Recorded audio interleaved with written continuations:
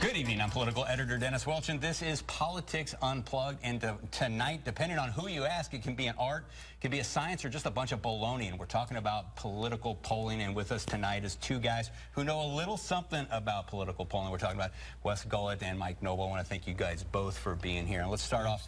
You guys have been doing some polling lately on some pretty big issues recently. And one of the bigger issues is marijuana initiative to legalize recreational use of marijuana. Now, the campaign to do this has just filed their campaign signatures last week to get on the ballot. Looks like that's going to happen.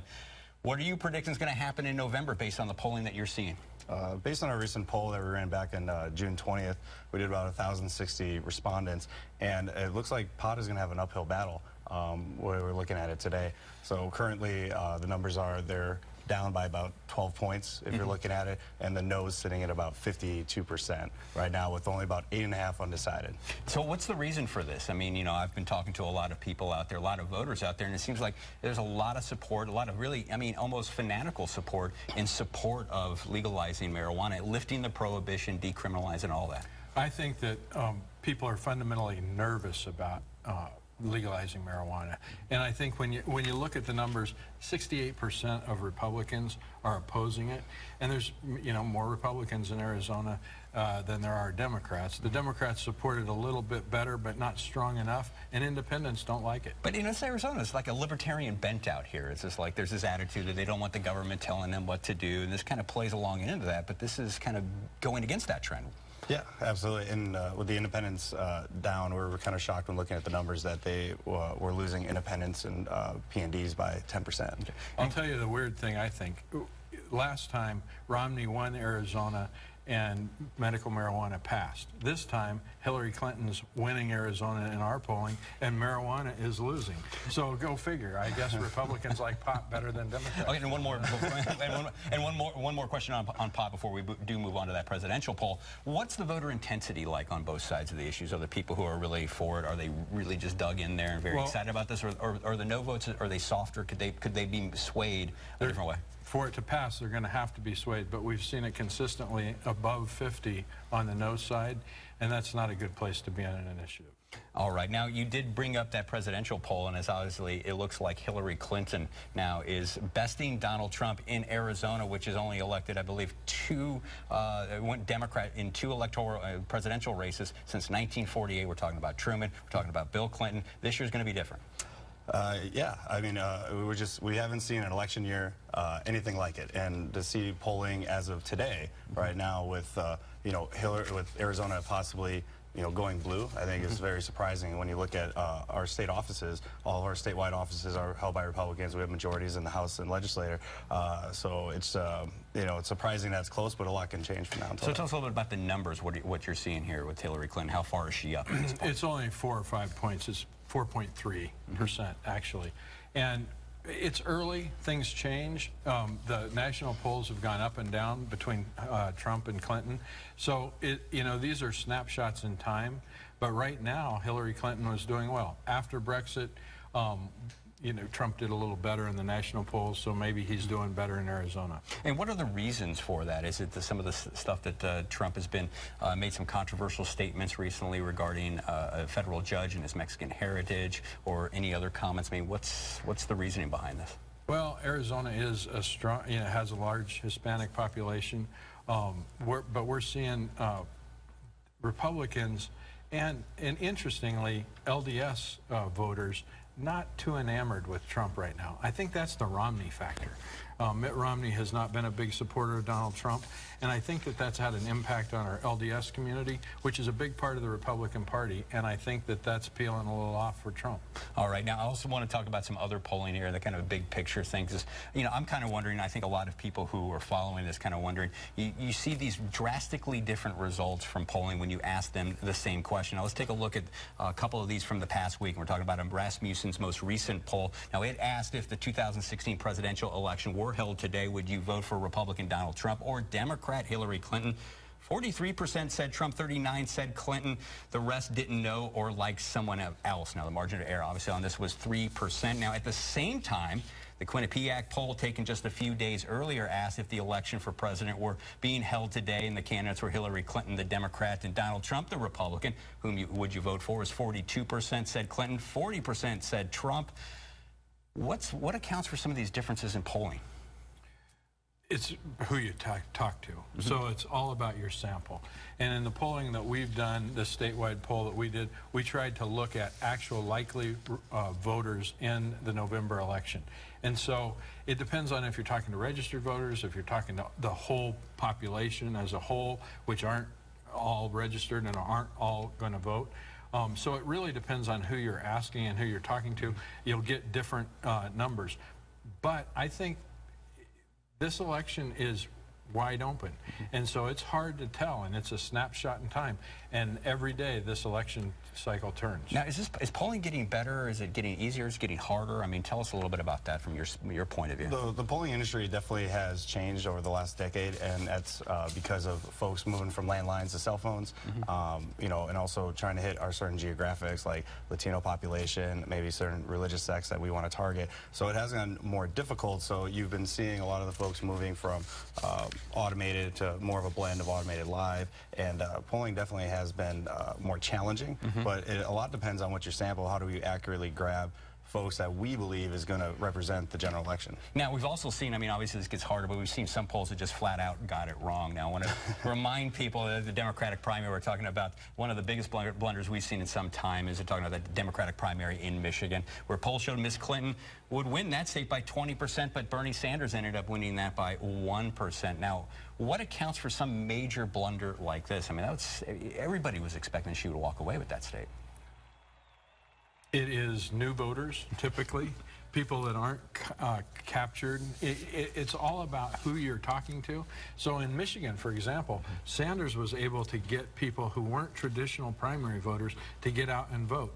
And so the pollsters are looking at traditional turnout models, and they're just missing it. So they're not sensing what's going on. So the trick to having accurate polling is being able to know who's going to ask the right people the right questions.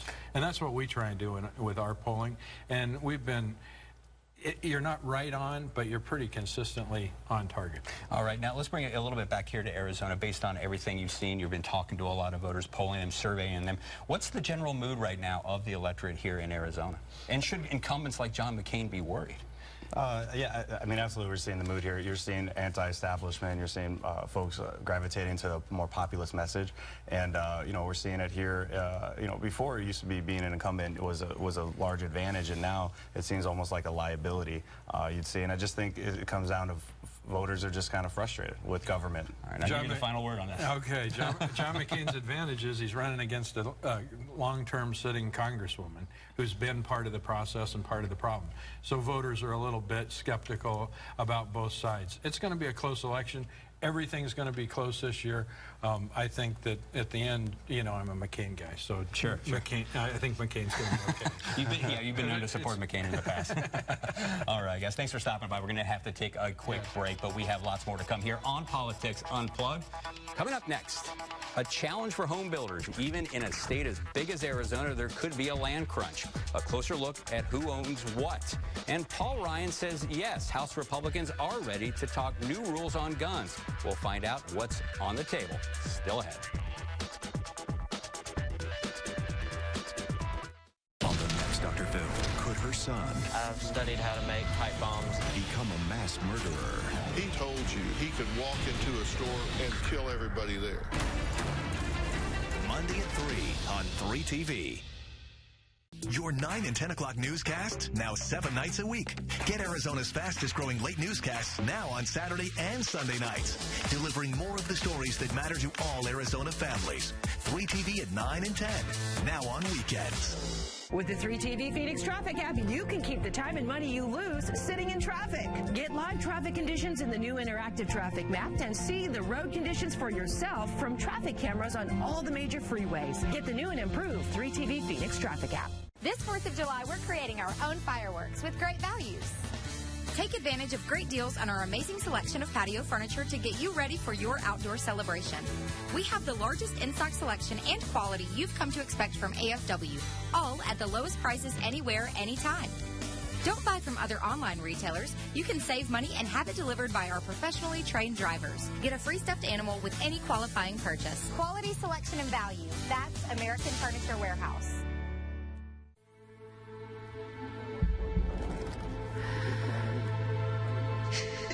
From eye to cheek in just 3 letters.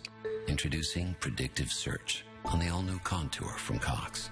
It's cable TV reimagined to get you right to the good stuff. The easiest way to your entertainment. Bundles including the new Contour with Predictive Search start at just $99.99 a month. $100 prepaid card included. Look at that face. How could you not fall in love? Helping animals is in your blood, so why not make a career out of it? At Carrington College, you can take your love of animals to the next level. Classes in our veterinary assisting program start soon. So call 877-777-1508 or visit carrington.edu today. After an accident, it can feel like your life is not your own. Your to-do list was already a mile long. Now taking on the insurance company feels impossible. That's why you need Zane's Law. Confusing paperwork? Done. Dealing with the insurance company? Off your list. Let us help you get your life back. That's the power of Zane's Law. Car accident? Call Zane's Law. 999-9999.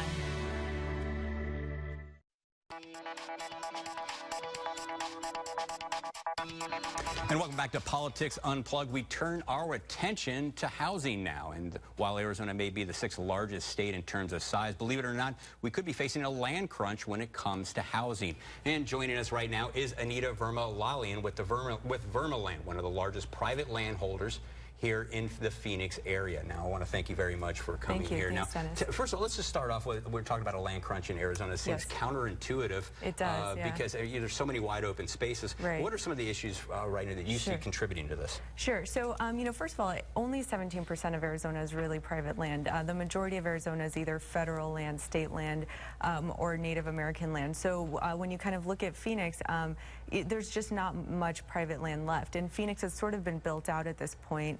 When you look at a map of Phoenix, we're sort of landlocked.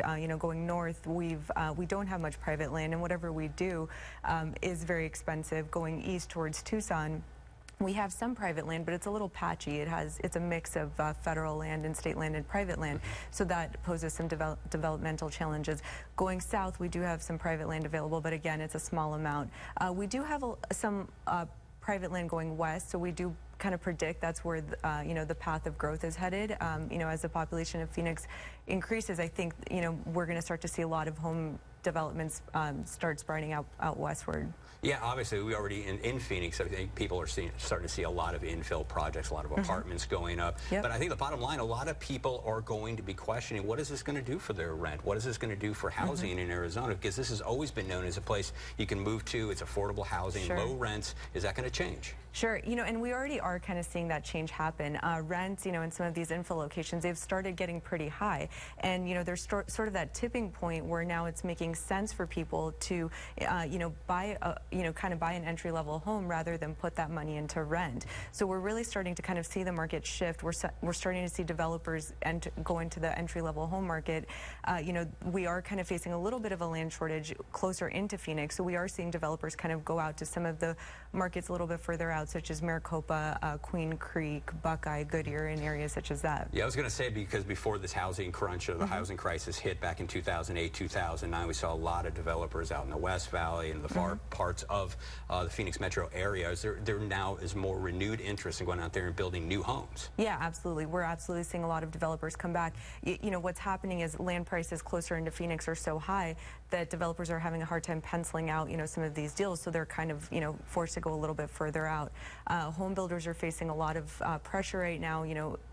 Construction costs are high. They're facing labor shortages, so their margins are really getting squeezed. So I think the further out they go, they're able to kind of be more profitable in their deals. Are we ever going to go back to the pre-housing bubble kind of growth out there? Because I mean, I look at these reports every month from the state, and it continually shows we're still far behind, far below where we used to be here in Arizona. Yeah, I think we've definitely, I think it'll be a slow recovery getting back to that point, but all the economic indicators do kind of point that we'll get back there. Employment strong, we're expected to add about 75,000 jobs this year.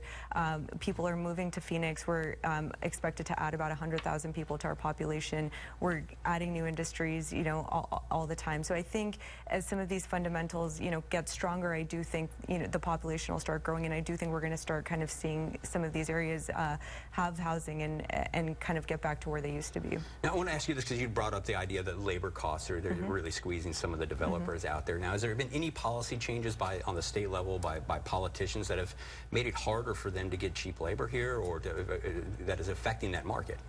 Yeah, I mean, there were definitely some laws that were passed, that kind of had a lot of, the labor leave, and and we have struggled a little bit kind of getting that labor back. I think, as the market gets stronger, as demand picks up, as, builders start to kind of see that price appreciation, I think we're going to start to get that labor force back. I think it'll, kind of just kind of be a matter of supply and demand. Now, I think some people are going to talk and have talked about 1070 chasing some of the labor market away. Absolutely. Is there still apprehension then to come back here to Arizona, and why? I think there is. I mean, I think a lot of people lived here, and then they had to leave, and I think people are scared to come back. It's, they feel like it might be a little bit of an unstable economic climate as far as their jobs are concerned. So I do think there's a little bit of apprehension, but hopefully if we can pay, kind of match the wages other states are paying, I do think we can slowly get some of that labor back. All right, let's move on to let's talk about the idea of this whole using more and more more solar out here, and is there competition? How does this all fold into the big framework of Arizona's housing? Sure. Sure. So solar is, there's solar companies coming in pretty aggressively into Arizona, particularly kind of in, the outskirts of Phoenix, where there's large tracts of land. Solar companies, they have specific requirements. They need large tracts of land. They need to be close to transmission, and they've really tied up a lot of these properties that have these characteristics. To date, about 20,000 acres have been tied up by solar companies, and another 10,000 acres are under option. So, as another thing to keep in mind is solar technologies are continuing to get cheaper. So as that happens, we're going to see more of these solar facilities come online, and that's going to sort of diminish the land supply we have available for home builders. All right, and final question before I let you go. Where are going to be some of the hot spots where we're going to be seeing a lot more building going on, and maybe some opportunities for people to get into housing? I think this year, the hot spots are going to be Maricopa. I think Queen Creek, Santan Valley. I think the West Valley is going to be really hot. I think Goodyear, Buckeye. I just read a report the other day that showed the top 10 highest performing subdivisions, and of those 8 were in the West Valley. So we, really feel that that's where a lot of the growth is headed. So I think good things will happen in the West Valley coming. Yeah, it's going to be interesting to see and watch that and see if the state can completely rebound. But again, it sounds like we're kind of into a new era here in the Valley and for the state in terms of something that's been based on growth for decades, right? Right, definitely. All right, well, thanks a lot. We're going to take another quick break, but we got lots more to talk about here on Politics Unplugged. Well, were they talking grandkids or emails? A meeting in Phoenix gets people talking just ahead. And after terrorist attacks in Turkey, Donald Trump once again says we need to get tougher. They're allowed to cut off heads. They're allowed to chop off heads. We can't waterboard. So people can have disagreements, but I feel we have to get much, much stronger, tougher, and smarter. Talking terrorism and torture just ahead on Politics Unplugged. Burn relief, itch relief, ouch relief. New Gold Bond Pain and Itch Relief with lidocaine. Max strength lidocaine numbs away pain and itch. Gold Bond, relief starts now. Try Gold Bond medicated eczema relief cream to relieve 5 frustrating symptoms of eczema. It's time to free yourself from the old way of buying and selling cars. Introducing BP, the radical new way to buy and sell cars all online. Carefully inspected, guaranteed, and delivered right to you. If you never have to step foot on a dealership lot again, neither should they. BP.com. 0 to happy. Does Alzheimer's disease run in the family? If so, and you're age 60 to 75 with normal memory and thinking ability, consider taking part in a local clinical research study. The Generation Study for Alzheimer's Prevention may provide study-related medical care to those who qualify and investigational study medication or placebo. The Generation Study for Alzheimer's Prevention is enrolling now. Call 866-511-4042 or visit generationstudy.com. This 4th of July, Nissan's giving you 1,000 more reasons to celebrate. Choose excitement, capability, safety, and get holiday bonus cash. During Nissan's Free to Choose event, get up to $1,000 holiday bonus cash on top of existing offers and save up to $3,250 on Altima. Hurry!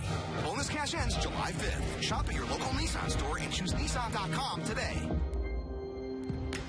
Jailed for fraud. I'm out to make as much money as I can make, as fast as I can make it. Ordered to pay back millions. Now, 3TV reveals a con man up to something new. What?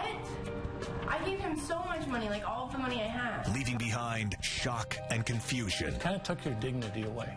It's just overwhelming. What? Then how is he still getting away with this? I don't understand. What you can do to protect yourself. Thursday at 9 on 3TV. I don't think he can be stopped.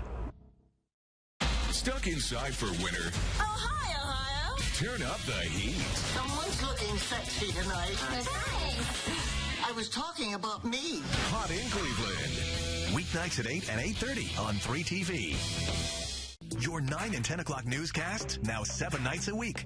Get Arizona's fastest growing late newscasts now on Saturday and Sunday nights, delivering more of the stories that matter to all Arizona families. 3TV at 9 and 10, now on weekends.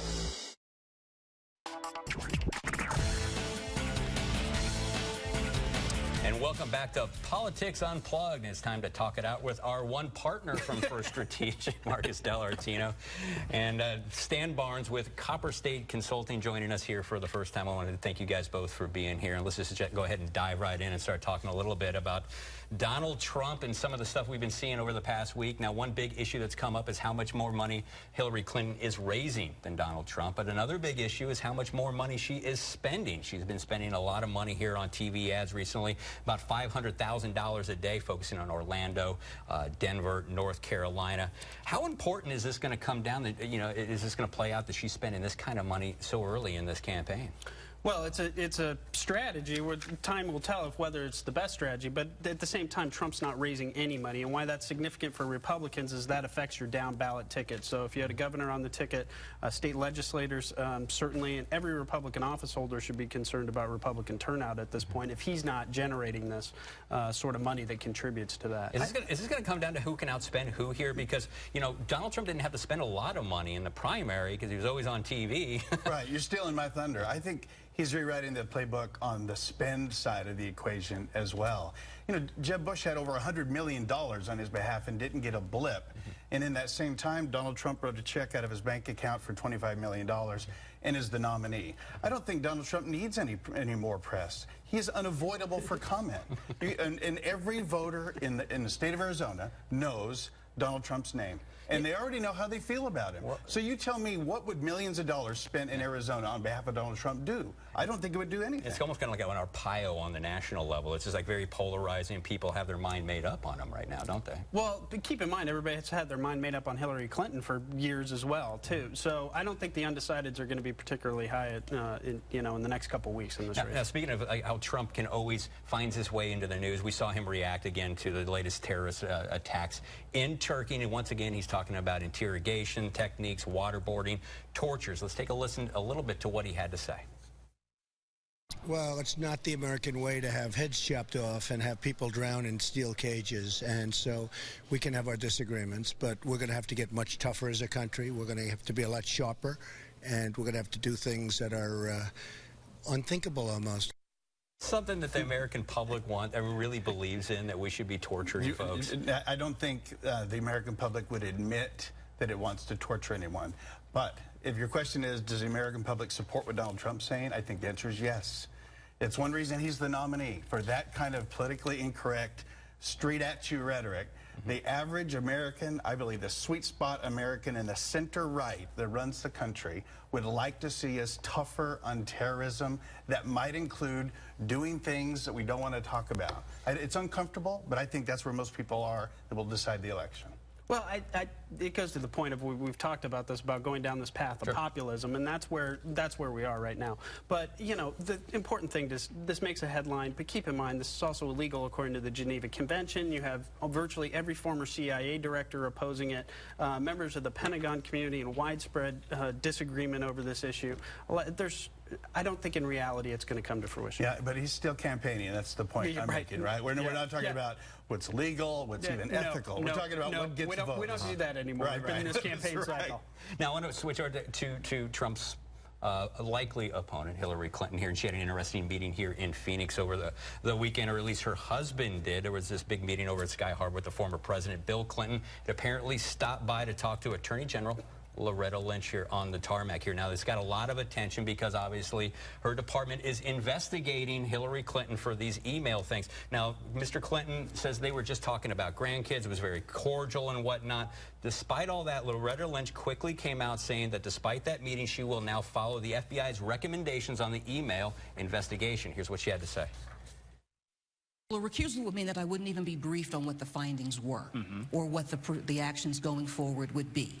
And while I don't have a role in those findings, in coming up with those findings or making those recommendations as to how to go forward, I'll be briefed on it, and I will be accepting their recommendations. All right, this may sound a little bit like a biased question, but give it to me anyway. Come on. Softball. This was not a smart move on the behalf of Bill Clinton to go meeting with her privately. That's my baseline opinion as well. It was not smart.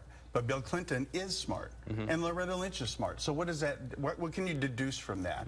It was important. It was important to Bill Clinton to see Loretta Lynch privately, without microphones, without cell taps. He wanted to see her face to face with no one watching, and to convey a message. Did he want to talk about his grandkids? I don't think so. I think he wanted to talk about something else. And I liked how you said the likely nominee, Hillary Clinton, because this is where it is. This is where it is. All right.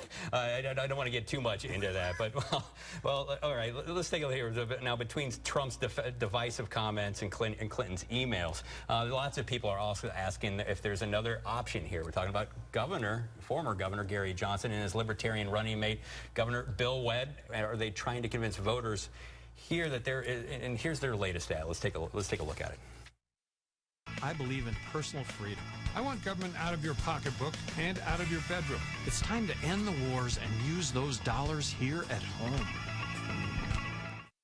Is this somebody who's really going to appeal and steal votes away from somebody? I mean, we haven't seen a serious third-party challenger since, Ross Perot, I believe. No, you're right. You're right. No, I don't think he's going to have a pro impact. But it is intellectually fun for me, because both governors did do well when they were governors, and they're both former Republican governors, right? Right. And now they're running as Libertarian, and their campaign slogan is, wait for it, make America sane again, which there's something funny there. Well, and I will say this, it's getting a lot of traction on social media. That will lead to fundraising. I think it's going to put a dent in somebody's side, but to that point where we traditionally think Republicans, they're going to pick up millennials. I got to get this in for you, Stan. We got like less than 10 seconds here. Guns, Paul Ryan, is there going to be any changes in the House? Yes, there will be a vote and there will be a change. All right, well, that's it. That's it. I like that. I like it. It's brief, and that's all the time we have this week for Politics Unplugged. I'd like to thank everybody for stopping by, and we will see you again next week. Good night.